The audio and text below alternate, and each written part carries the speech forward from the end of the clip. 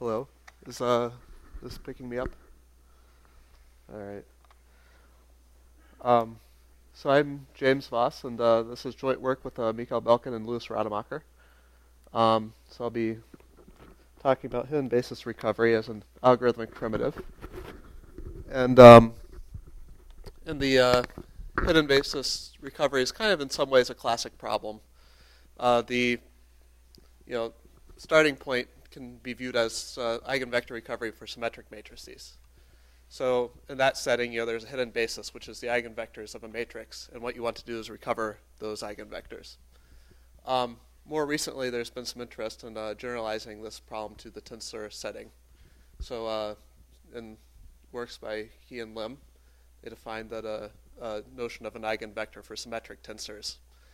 And more recently, it was shown by Anand Kumar et al. The work that the power method actually generalizes. Yeah. Like this. Like this. All right. So then the power method actually generalizes for orthogonally decomposable tensors. And this has some nice implications within machine learning. In particular, it's been shown that for problems like ICA, layering mixtures of spherical Gaussians, and some other problems within machine learning, decomposing an orthogonal tensor actually is the right thing to do to do some of these problems, or it's a method you can use. So what we're doing is we're basically trying to further generalize this. So instead of talking about a tensor setting, we're going to talk about a more general function setting where we have an orthogonally decomposable function. And then we're going to isolate another assumption, which is some hidden convexity in the problem, which allows between these two properties us to create like a power method for functions that can be used to recover the underlying basis or the underlying decomposition of the function. And so our framework then includes the tensor cases and matrix cases as special cases. And we're no longer restricted to integer tensor powers. Our analysis then relies on more of a generic dynamical systems type setup. So quick review of the matrix case. Matrix A, we're going to say A is a symmetric matrix here. It would typically have an eigendecomposition of the form lambda I, vi transpose, summing over these, where the lambda i's are the eigenvalues, the vi's are the eigenvectors. And we're going to look at an odd way of defining the eigenvectors, which then generalizes to our setup. We're going to look at the matrix not as a matrix, but as a quadratic function. This function U transpose AU. And then if one looks at the gradient of this function, the derivative, it looks very similar to left multiplying A onto the vector U, just up to this constant 2 factor. So an alternate way of defining the eigenvectors then is to say that the gradient f of V is equal to lambda V if V is an eigenvector, where lambda is some constant. It's no longer the eigenvalue. It's off by a factor of 2. Or 1/2.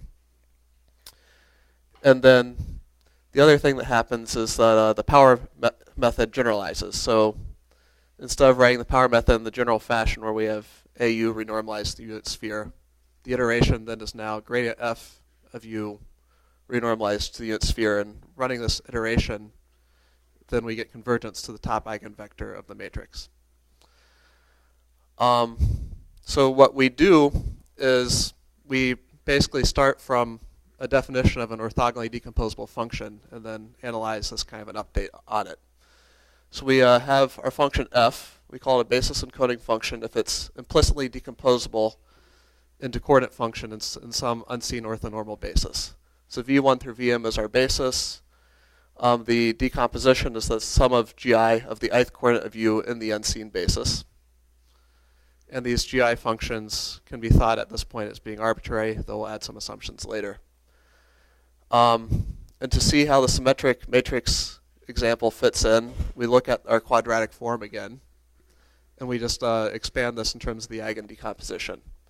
And then the lambda I times the ith coordinate of u squared is then our ith function. In particular, we define gi to be lambda I t squared. So this is now our orthogonally decomposable function, except we're just writing the matrix in this form. The algorithm that we're analyzing is our generalization of the power method, where we take some random starting point and then we run the iteration of taking gradient f of u and renormalizing it to the sphere. And then kind of what we want is that after this thing converges, it should converge to one of our hidden basis directions, the VIs. So the questions is kind of what kind of assumptions do we need to guarantee this, and in what sense is this a generalized power method? So I'll start with the second question, which is how do we interpret this as a power method? So we start with basically a change of variable. So GIs are, if you'll recall, our hidden basis, our hidden coordinate functions. And we define hi to be gi squared of x. So this is just a change of variable. And when we write f in terms of these hi functions and look at the derivative, then we see that it's proportional to some hi prime function, ith coordinate of u squared, times the ith coordinate of u in the ith direction, times the ith direction, sum of this. And this is actually the exact same form as one would see when looking at the power iteration for matrices, except there's one replacement. Instead of having a constant eigenvalue lambda I, we now have a function hi prime. So we have basically functions as our eigenvalues within the dynamics of this iteration. And the assumption that we make then is going to be that each of these hi functions is convex, making these hi prime functions into monotone functions, so that the dynamics will, in some sense, simplify under these assumptions. Okay, so the precise assumptions we use is a strict convexity of the magnitude of our hi functions. We do something slightly stronger. We assume that the second derivative is bounded away from 0.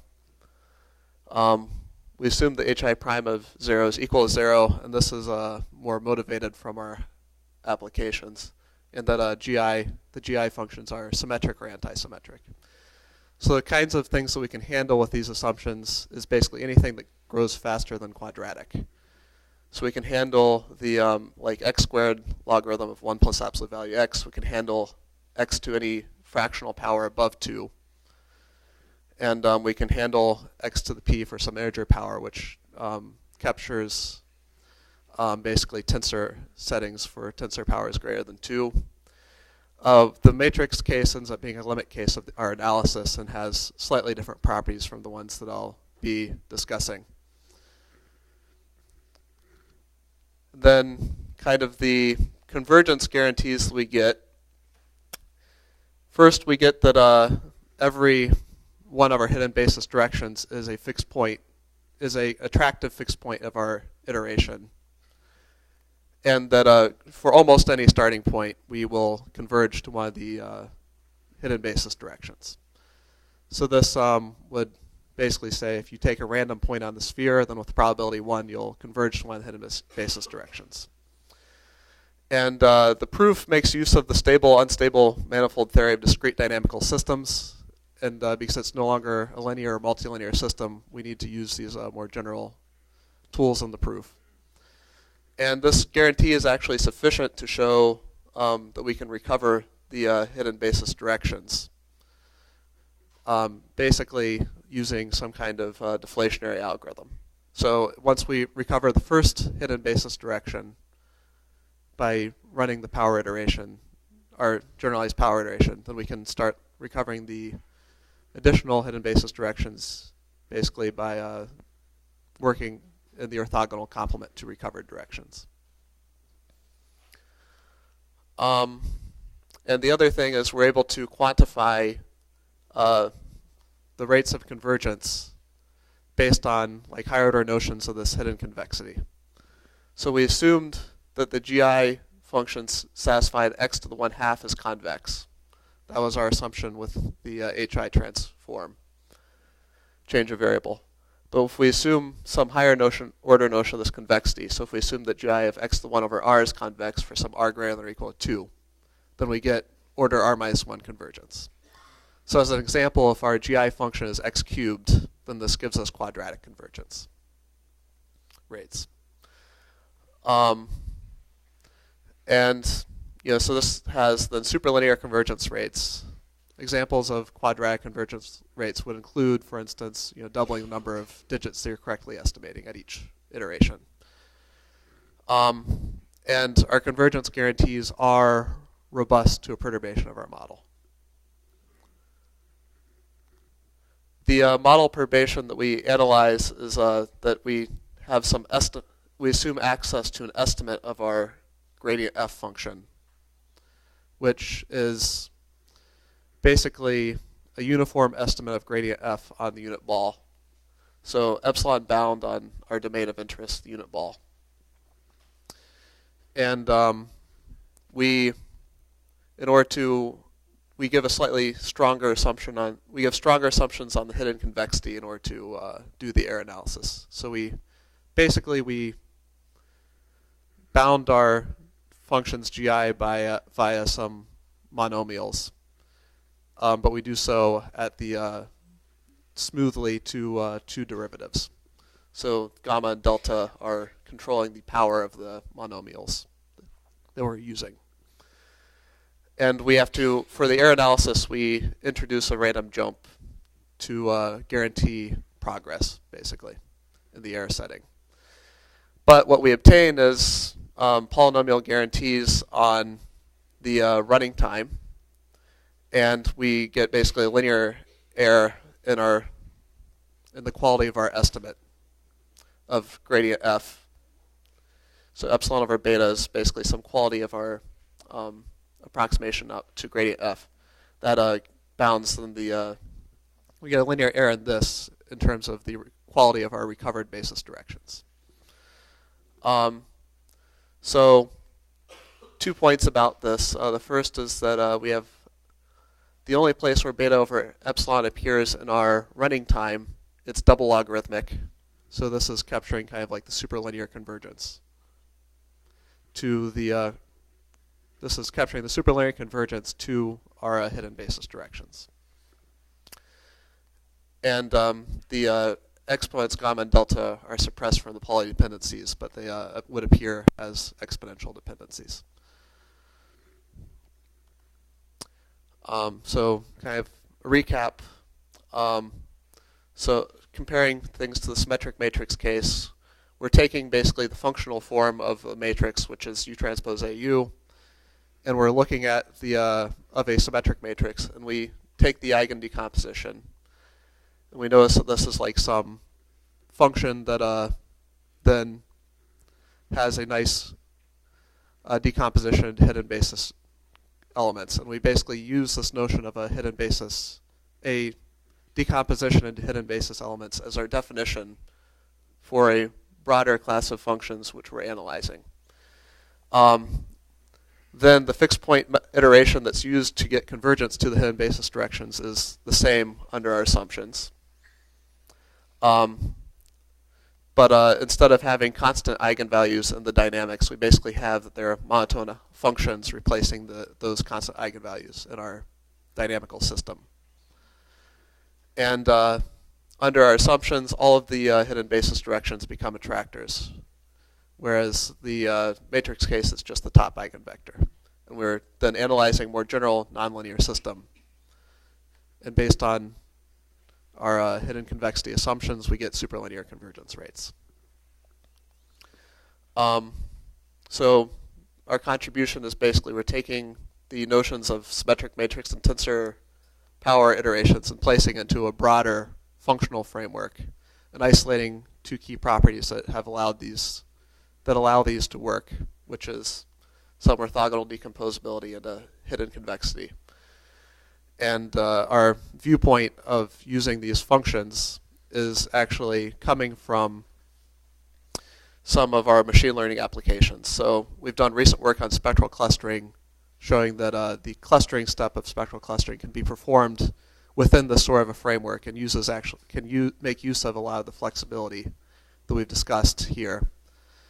And some older motivating works come from ICA, where they have this sort of an implicit decomposability, and they use basically function optimization techniques to, with fairly general functions, do this sort of recovery. And yeah, that's all I have to say. So I guess I'll open up the floor for questions at this point.